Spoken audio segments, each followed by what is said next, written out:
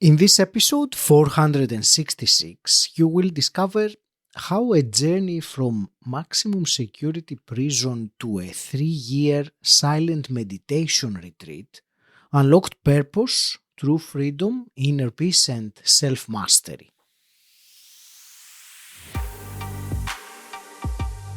Welcome to Personal Development Mastery, the podcast that helps intelligent, busy professionals develop self-mastery and discover their calling so you can thrive in a fulfilling, purposeful life. I'm your host, Agi Keramidas. By listening to this episode, you're going to understand how meditation can help unlock deeper levels of self-awareness and reshape your mindset. You will also discover the life-changing impact of silent retreats and what it takes to commit to deep meditation practices. Before we get started, I have a quick favor to ask. If you like this podcast, can you think of someone else you know who might find it useful and share it with them? Not only will this help the podcast grow, but you will be adding value to people you care about. Thank you. Now, let's dive into the conversation.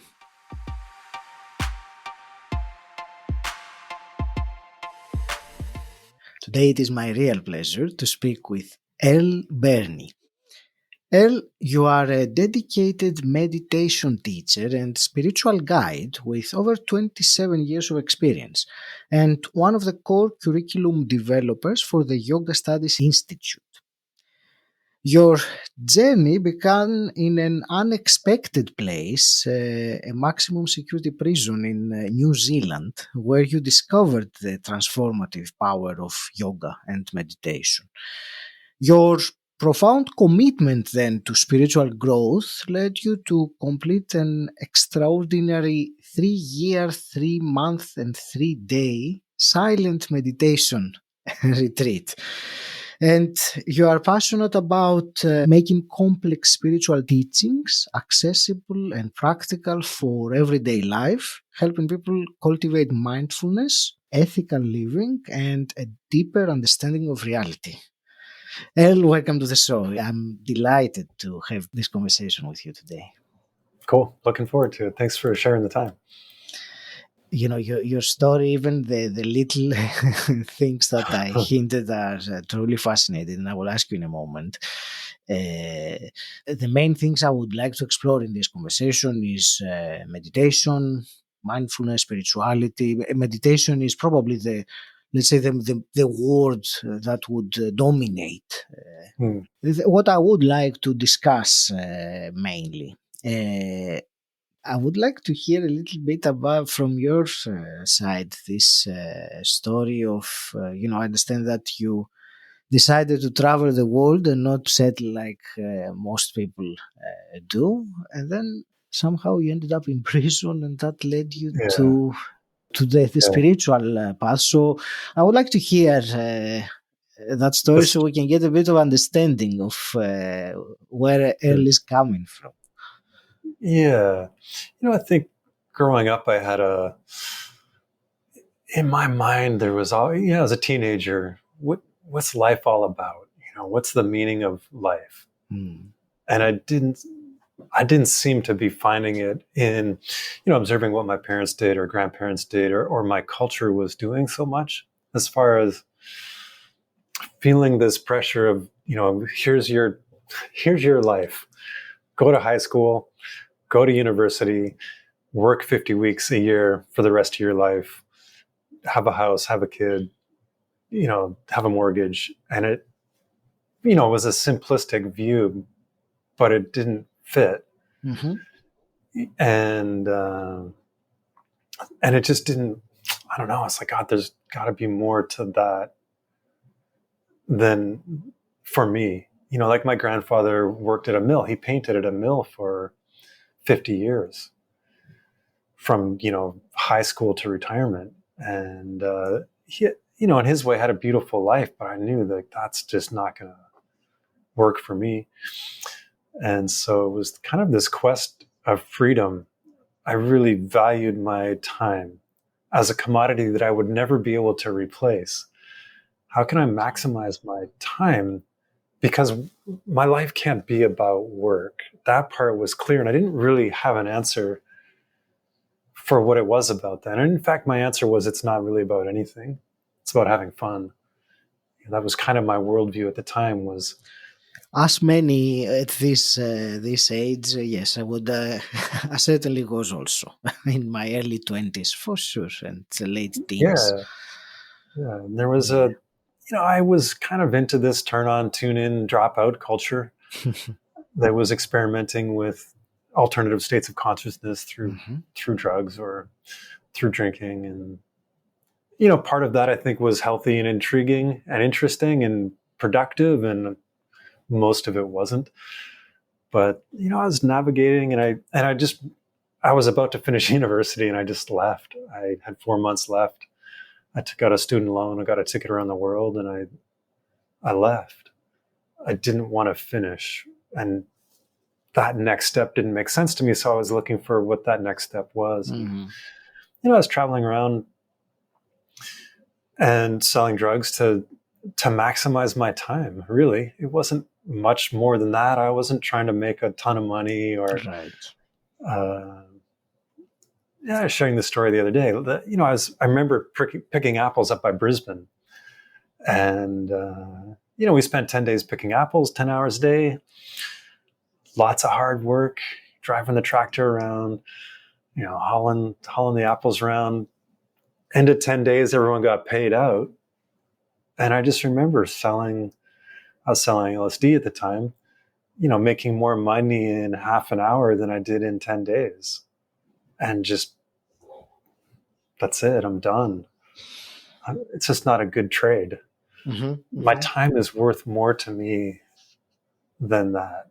And so one thing led to another. I ended up in New Zealand and got sold to somebody that sold to the cops that sold me out, and then suddenly this search of freedom ended up in prison, Hmm. and being very aware of the irony of that, and having that same intrigue of, well, where's this going to go? Clearly wasn't what I wanted to be doing. Horrible to put my parents through, but it wasn't a lot of fear. It wasn't a lot of. It was like, okay, well, what's up? What's next? And it led to a slow burn towards some spiritual practices. Was there a turning point, any clear point that you realized something that you didn't really know before? More gradual. More Slowed me gradual. down. It Hmm. slowed me down Hmm. enough in my life that the first year was a lot of anger, a lot of fun, a lot of not super productive. A waste of time on the whole. It was my big sense, but also meeting fascinating people and new cultures. And um, but then I slowly got more. I found some people that were studying Tibetan Buddhism, or one guy. I found somebody that was teaching yoga. So very slowly, gradually, some of those doors started to open. Um, Mainly me and one other inmate. We rode away for a group of courses from the Asian Classics Institute, and they sent in those old audio cassettes. They sent Right. in Yeah. packages of audio cassettes, and we Yeah. started studying a kind of a formal course in Tibetan Buddhism. That was really the thing that I stuck with that for many years. Thank you for sharing your story in such a way. I will bring it directly now, I think, to the topic of meditation, which is something that you have, let's say, had done quite a lot. Uh, and of course, I'm referring to that period of, the 3 years, three Mm. months and 3 days. So let me start with that. Why did you do that? That extreme in length period. Yeah. And I'm also curious why this specific amount with the three and three, does that represent Yeah. Yeah. something? But I'm interested to find your internal, motivation for embarking on something like this. Yeah. Yeah. It's quite extreme, isn't it? Eh, Um, I mean, I did a 10-day meditation and most Vipassana, and most people tell me, wow, I don't think I could ever do that. So, and that was yeah. only 10 Well, days. in a lot of ways, I think 10 days is harder. Sounds so weird, but You think so? in some ways, yeah. Well, I mean,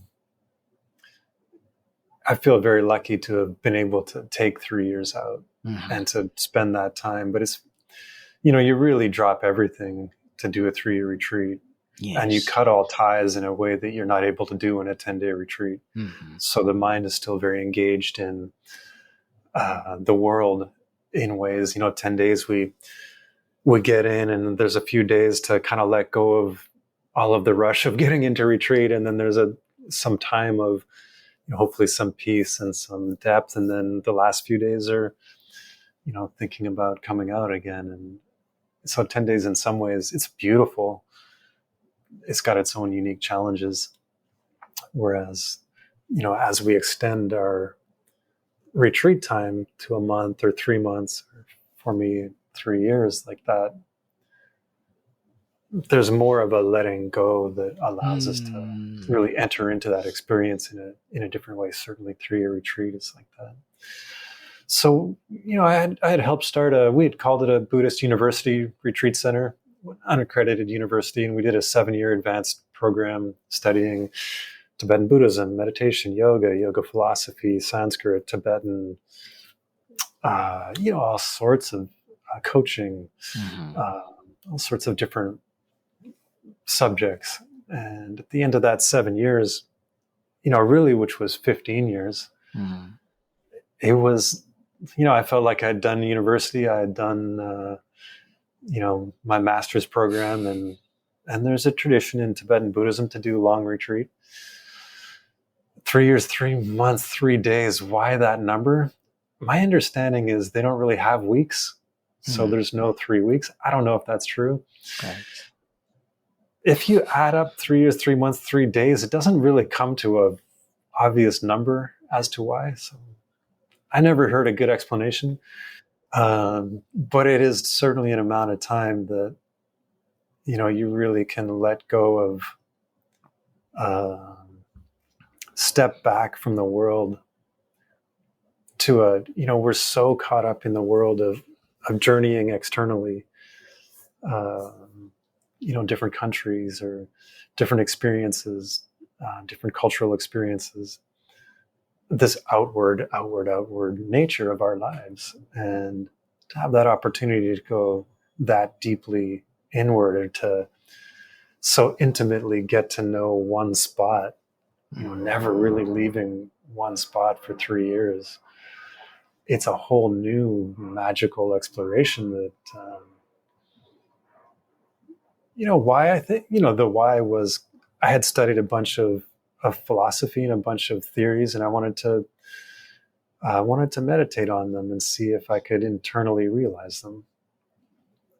Like, I knew at that point for me, happiness wasn't going to be the right collection of money and job and partner and these external puzzle pieces of, if I could just get this piece and this piece and this piece and this piece, I'll be able to put them all together into this picture that's happiness. Mhm. Like that illusion had been popped.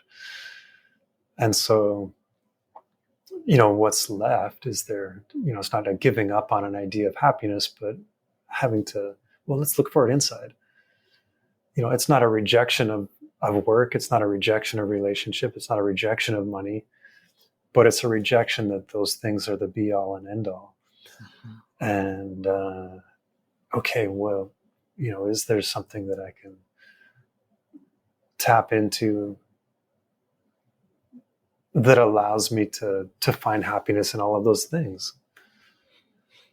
Because up until that point, and I think we see that, those things aren't automatically going to spell happiness. So what's missing? What's the missing peace? Is it that happiness just isn't really sustainably attainable? That's one possible answer. That's just kind of the nature of being human. The human experience is one of satisfaction, dissatisfaction. I think that's a pretty reasonable answer in conclusion. But maybe there is, you get into these stories, life stories of saints. And I know, I saw on your website, a bunch of really cool quotes from great thinkers. And can we be inspired by people that maybe seem to have claim to found, yeah, you can attain these states of happiness that it last and persist. Mm-hmm. So yeah, that was, I think that was it. If you enjoy this episode, can you think of one person that would find it useful and share it with them? I'd really appreciate it, and you will also be adding value to people you care about. Thank you. And now let's get back to the episode. Because you mentioned the quotes, and I think it was the Buddha that said that, and I probably paraphrase it, I don't remember it exactly, that the desire to attain the unattainable and to avoid the unavoidable is the source of all human suffering. And I think this came to my mind when one realizes what is the two, the unattainable and the unavoidable, that he refers to.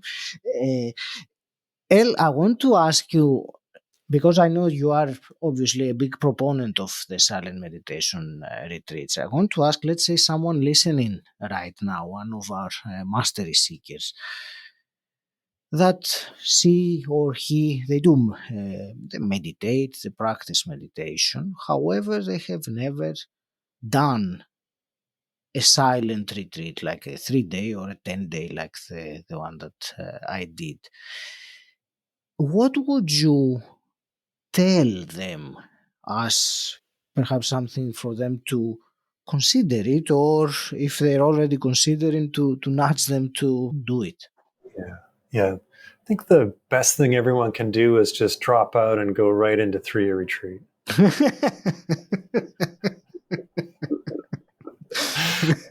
Yes, very easy, very practical. Let's jump in. It's the opposite. I think that retreat ideally stems from a daily practice or a consistent practice Yes. that we have that's throughout the week. And that to do retreat without some sort of, I say daily practice, but weekly practice, consistent practice that is then going to inform retreat. Mm-hmm. So that's the first step. The second step, I think, would be like, we're trying to steal our life back, I think, from this technology that is so all encompassing. And so maybe one of those first steps is to create a lifestyle that's a little, I had a beautiful teacher. His name was Lama Marut, passed a couple of years ago. And he was like, just turn it off. He's like, Earle, you want some spiritual advice? Turn it off. Come home and turn off your Spotify and turn off your Netflix and turn off your phone and turn things off and be okay with silence. Because we have this thing of, there's a discomfort in silence and we fill that space with noise. And to start, if we value that state of mind, and if we notice the kind of, for me, like the neurosis that's created by this addiction to this technology, this lifestyle that we have, this very beautiful, powerful, amazing, addicting, all-encompassing, that's disturbing my mind, really, that, I think a lot of people feel like a level of anxiety and stress that's not optimal. So what do I do about that? So, if that is a goal or a core value, then to start to develop a daily practice or a weekly practice, start to just turn things off a little bit. I used to take a half day once a month and technology free, focus a little bit more on my practice. more reading, more sitting. And then we can build up a little bit into maybe 3-day retreat, or like you're talking, the 10-day Vipassana retreat is awesome. And to kind of value that as a component of a healthy lifestyle, which is really, I think, becoming very apparent in our culture, where meditation and retreat are infiltrating education and the corporate environment, and retreat is becoming a part of our culture again that has been lost. And so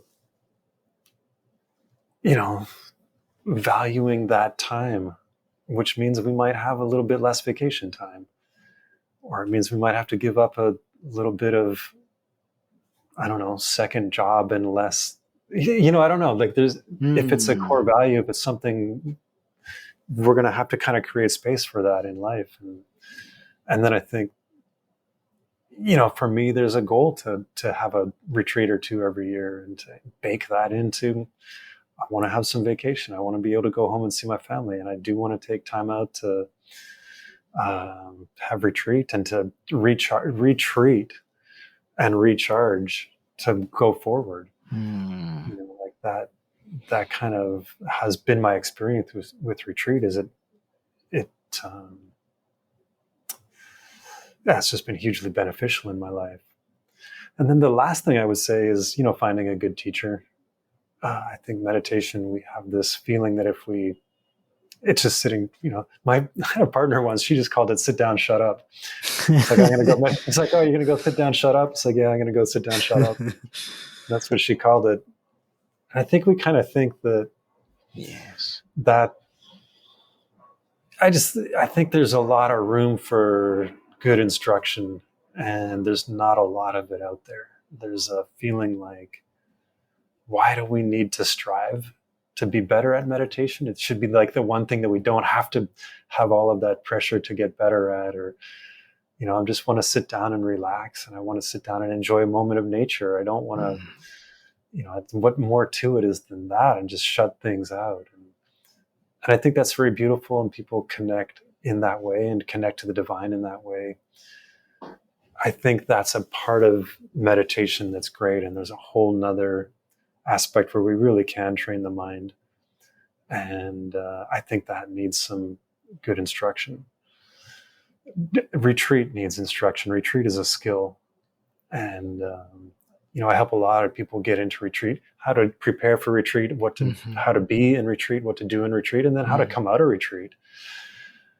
And so there's a couple ideas. I think that's a good.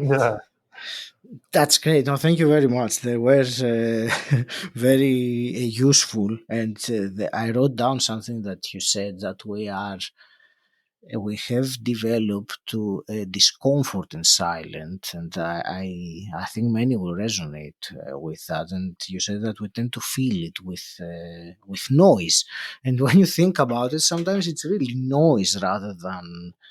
Even if you put on the music, if it is not like the proper music and you are in the proper mood, it's probably more noise than from this point of view. So that's a great point that I got. There was one other thing that you mentioned now toward the end, and I wanted to ask your thoughts about this. And it was something like around the lines of improving the meditation or getting better at it. This notion that I've been meditating for years and nothing is happening. I have not felt the connection with the universe or whatever. Tell me your thoughts about this concept of the progress in meditation. Sure. Yeah, I think about it a lot, and sometimes I try to keep my opinions to myself because they're kind of strong. But since you asked, I'll share them. I'm curious to hear the strong opinion. Yes. People can use meditation for 1,000 reasons, and that's amazing, and that's great, and to take benefit from it. And I think that, we can use meditation to develop more compassion in our heart, or we can use meditation just to relax, body scan, progressive relaxation to help us sleep. Like there's a million reasons and techniques. My meditation has always been mainly about developing single point of concentration and to focus the mind and all of the beautiful benefits that bring. And from that stability of mind, I think that all of our other forms of meditation can be a lot more powerful. And just our general, spill that out into a billion benefits in the world. So to me, there's a component of meditating that's about training the mind. And, I follow a paradigm that was presented by a guy named Kamalashila 1,000 years ago that was built on Asanga 1,500 years ago. It's like, there's 9 stages of meditation that every mind goes through. And there's very common problems that we all have along that path. There's very common solutions to those problems. There's very appropriate techniques to use at each stage. So there's a map, and it's like, if I want to drive, I don't know, I'll use my city, from New York to Atlanta, I need a map. I need to go south, not north. Yes. And I can't just get in the car and drive. And sometimes we think that in meditation, I'll just get better just by doing it more. And I think it's often the opposite. I know for me, I developed a lot of bad habits in meditation, like trying to meditate too long and quickly training my mind to just be tired, And that was, to me, I got to a point where I'd sit down and meditate and quickly had developed the habit of dullness, which can feel good, can be relaxing, but it's not what I wanted for my practice. Yes. Having a good meditation teacher that was like, "What's going on? Did you get enough sleep?" "Yeah, I got tons of sleep." "Well, you're just sleeping in your meditation."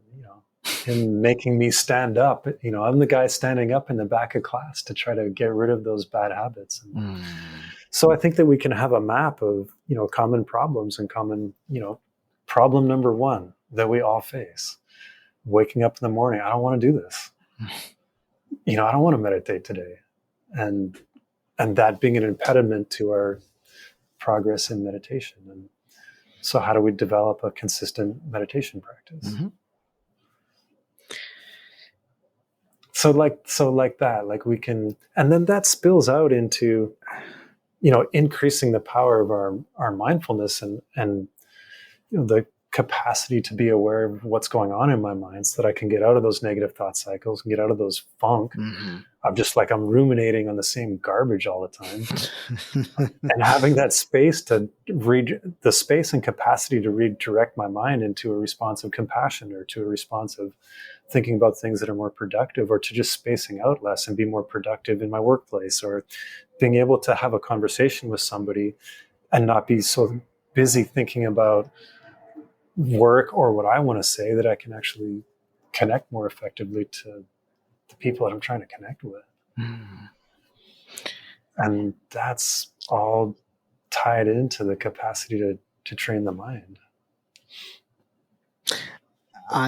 This is what I wanted to ask you, because you said about repeatedly the phrase training the mind, and you mentioned the single point of concentration. So my question is there any practical tip that one can use to train the mind toward that single point of concentration, like focusing perhaps on the breath, or the touch of the breath, or something else? How can you give me something practical, let's say, as much as we can discuss about practical and meditation in the same sentence? Yeah, no, I totally think we can. There's 1,000 tips, and I think understanding that map and having a technique to follow has been so helpful for me, because I didn't have that for years. And like I said, just kind of got a bunch of bad habits and just kind of wasted my time.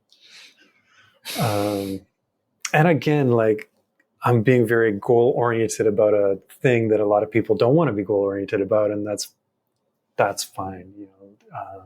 Tons of benefits, and people, God bless, however people want to live their life, fully support that. If we want to meditate to train the mind and to make the mind more controllable, happier, productive, efficient, stronger. Mm-hmm. Yeah, I think, a couple of really quick things. I thought meditation was about putting our attention on an object, like the sensation of breath at the tip of the nose, and then excluding everything. Mm-hmm. And I think that's a really common mistake where we're just trying to grab something and focus on it, exclude everything else, hold that object, try harder, focus more. And if we try harder and focus more, the mind will be able to hold on to that object in a single pointed way. And I just don't think it works. Right. I think that it has to be more expansive.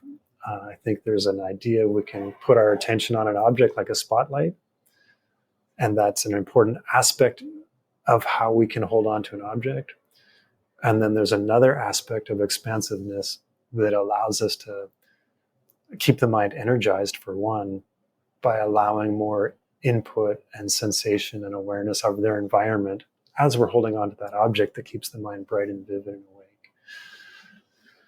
So that was the first thing that popped into my head when you asked. Second thing is, I think that we meditate and we lose, and it's like, oh my God, I just spaced out for 5 minutes. I suck at this. I'm so bad at this. It's so hard. And we've just done the exact opposite. We're just throwing the ball for the dog, and the dog dutifully brought it back, and then we're just like scolding the dog. Mm-hmm. We want the mind to wake up and realize we're mind wandering. And that moment of waking up, like, if we could appreciate that moment and be like, oh my God, this is amazing. The qualities of being present in the present moment and the qualities of being awake here and now. And to appreciate that capacity of the mind that just woke up and positively reinforce that through some sort of good job. Mm-hmm. Nice. You did what I want you to do.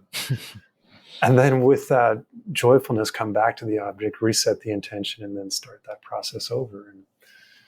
And I think that meditation has to be, for us to sustain a long-term practice, it has to be joyful. And I think that's partly why this idea of progress kind of can feel frustrating, or people are kind of have aversion to it.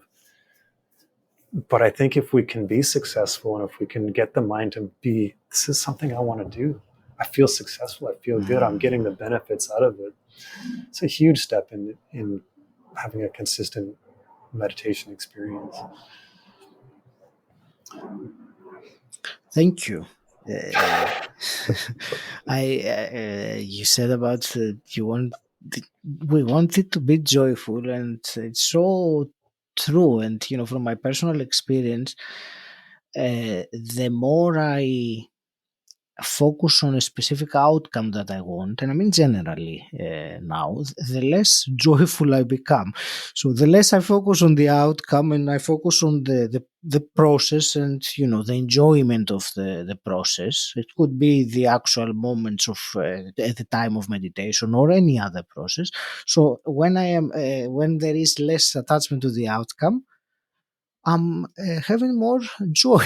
I'm having more fun. I enjoy it. So that's just a side note that came up.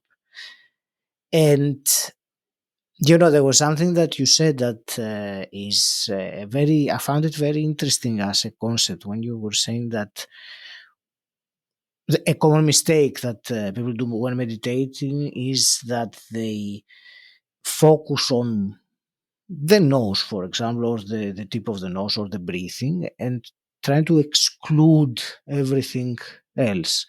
Because in a way it makes sense. If you want to focus on one thing, you have to, it kind of logically makes sense. But you said that it is very useful to know that this is not the way to do it. And when that is happening, it's maybe an indication to change it into some different way. Yeah. I hope it makes sense what I wanted to say. It was kind of my own, reflection on something Yeah. that you said. Also, because I have found myself, I knew what you meant when you talked about excluding everything else. I knew what you meant. That's why. Yeah. Yeah. Yeah. It was a hard lesson for me, and a great lesson um, to learn that it just doesn't work. There's Mm, not a yeah. yeah. I think that it's half the story. We do need to put our attention, on that object and keep it there and have that spotlight experience, but then to alternate that or include that with a more floodlight type experience, as my teacher would describe it. Yes, And yes, that's a one of my good, teachers, very, very nice and analogy, as you put it. Yes. some recent research I ran into Hmm. talking about, which I'm really interested in, is talking Yes. about how that also can be related to left brain and right brain, and how we perceive our world, and how our left brain and right brain um, allow for those two different experiences. One much more exclusive, analytical, analyzing, discrete. One more contextual, uh, Mm, broad, expansive. So mm. fascinating opportunities to kind of combine methodologies and ways of thinking about things. Beautiful. Well, sadly, we'll have to start wrapping this conversation up. Which, thank you so much for this conversation. Where do you want to direct a listener who wants to find out more about meditation and what you teach and your work? Sure, yeah. I think the best way for me is Instagram. So my Hmm. handle is my namo is Earle. Some comedian show grabbed my name as Earle as they got Okay. there first. So I used the Sanskrit, my namo. Namo is name in Sanskrit. My namo is Earle. Hmm. Um, and then from there, I post about where I'm teaching or what's going on. That's one way. I do content creation for the Yoga Studies Institute, and we have ongoing courses. There is a course on meditation on our platform, and ongoing teachings and weekly meditation practice that we do, Hmm. English and Russian on Wednesdays right now. So that's a great time, a really great community of people that are, you know, into having community to progress in this thing called meditation and share ideas and experiences. Very beautiful. And then the last is an organization called Three Jewels in New York. It's a yoga meditation studio that offers a lot of daily meditation yoga classes, retreats, teacher trainings, yoga teacher training, meditation teacher training. A lot of very great teachers, and I teach twice a week on their platform. And that idea specifically of training in shamatha or single point of concentration. And anyone can reach out to me directly. If I love to talk to people about getting into retreat and to helping people, mentoring people one on one. You have a very soothing and warming energy that comes. I mean, you are in New York, I am in London, and I can still feel it. So, thank you. El, I have two final quick questions, which I always ask. And my first one is, what does personal development mean to you? Oh, walking through life with love and grace. That jumped into my mind. Let's go with that. Nice. And hypothetically, if you could go back in time and meet your 18-year-old self, what's one piece of advice you would give him? That would be interesting. Yeah. Mm, there's a lot. I don't want to say half of them, though. I would try to encourage my 18-year-old self to be less selfish, Mm, not so worried about me, me, me, me, me, me, me, and to take care of the people around me a little bit better. mm. Yeah, be less selfish. Stop hurting people with your selfishness. Eh, well, I want to thank you so much for this conversation. I enjoyed it, and there were so many fascinating topics. I want to wish you all the very best with carrying on your work and, of course, with your personal life. I will leave it to you for your final parting wisdom to the listener, to the mastery seeker listening now. Sure. Yeah. First, really appreciate the time we got to spend together, and really enjoyed the conversation. It went so quick. I was just reflecting on my own words, of those words being to my 18-year-old self, and I wonder if they've changed at all. Like if that's the advice I would give myself today, also, of to continue to combine those two sentiments, to work on my own selfishness, and to continue my path of walking through the world with love and grace, and to value those things.